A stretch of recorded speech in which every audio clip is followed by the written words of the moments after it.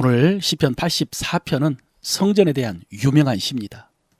그런데 이 시의 표제를 보는 순간 마음이 짠합니다.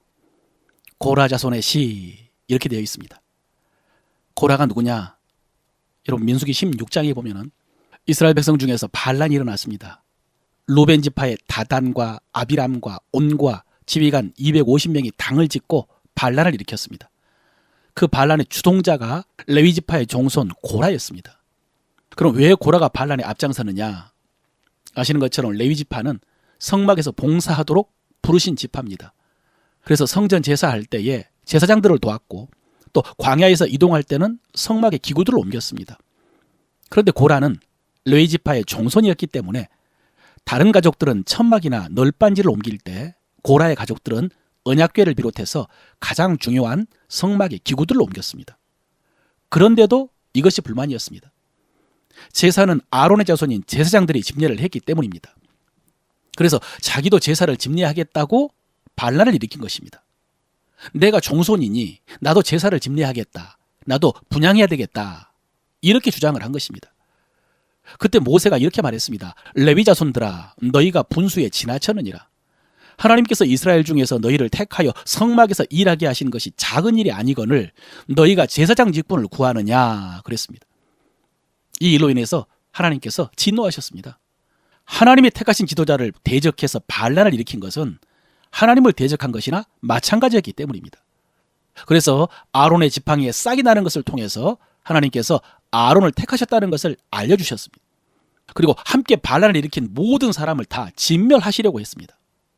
그때 모세가 중보기도를 합니다. 한 사람이 범죄하였거늘 온 회중을 멸하시나이까. 그래서 하나님께서 회중들에게 너희는 고라의 장막을 떠나라 라고 하셨습니다.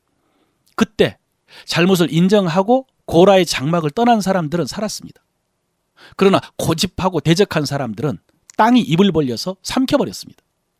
그때 고라의 곁을 떠나서 심판을 면한 사람 가운데 고라의 아들들이 있었습니다.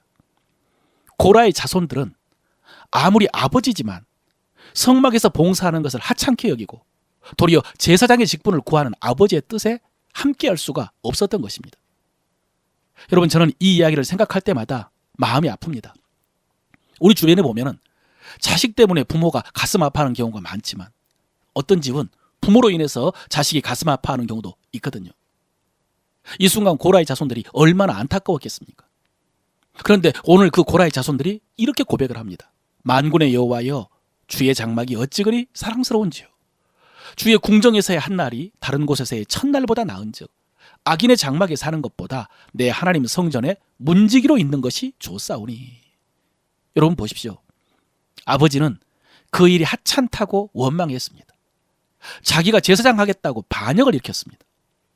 그런데 그 아들들은요, 다른 곳에서의 첫날보다 주의 궁정에서의 문지기로 한 날이 더 좋다라고 고백을 하고 있습니다. 가슴이 아프면서도 감동적인 고백이 아닙니까? 여러분, 인간적으로 보면 성전에서 제사장이 주인공 같아 보입니다. 성전의 일 중에도 큰 일이 있고 작은 일도 있는 것 같습니다.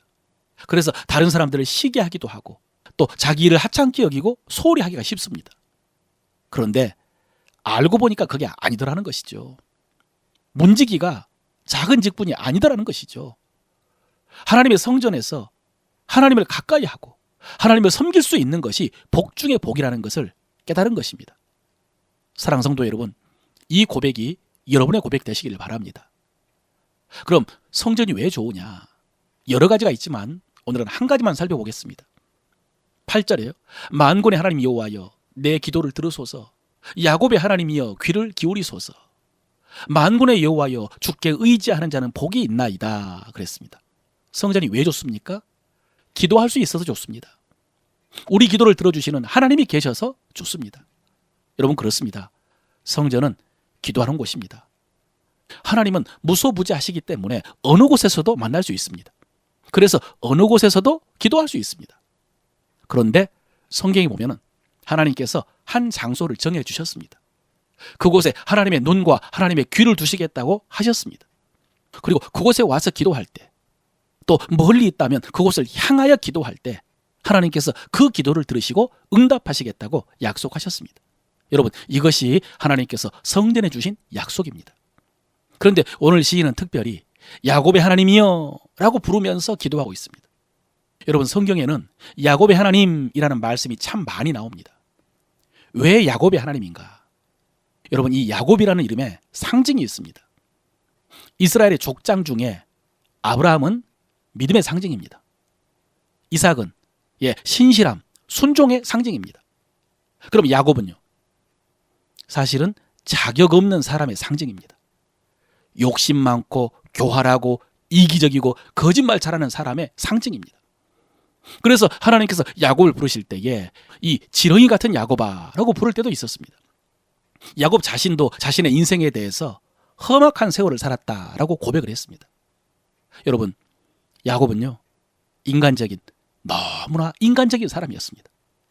그런데 여러분, 하나님은 그런 야곱의 기도를 들어주신 하나님이십니다. 그래서 오늘 시인도 야곱의 하나님이여 라고 부르면서 내 기도도 들어주소서 라고 기도하고 있습니다. 사랑하는 성도 여러분, 기억하십시오. 성전은 야곱 같은 사람도 와서 기도할 수 있는 곳입니다. 우리 하나님은 야곱 같은 사람의 기도도 들어주신 분입니다. 야곱의 하나님, 저도 야곱같이 욕심 많고 이기적이고 공로도 없고 자격도 없고 문제투성이지만 내 기도를 들어주소서라고 기도할 수 있는 곳이 성전입니다. 오늘 이런 믿음으로 성전에 나온 자들에게 주시는 약속의 말씀을 받으시길 바랍니다. 5절 6절입니다. 주께 힘을 얻고 그 마음에 시온에 대로가 있는 자는 복이 있나이다. 그들이 눈물 골짜기로 지날 때에 그곳에 많은 샘들이 있을 것이며 이른 비가 복을 채워 주나이다. 사랑하는 성도 여러분, 성전에 와서 기도함으로 주께 힘을 얻으시길 바랍니다. 이렇게 기도할 때에 고통 속에서 눈물 흘리지만 그러나 그 눈물의 골짜기가 변해가지고 기쁨의 샘이 될 줄로 믿습니다.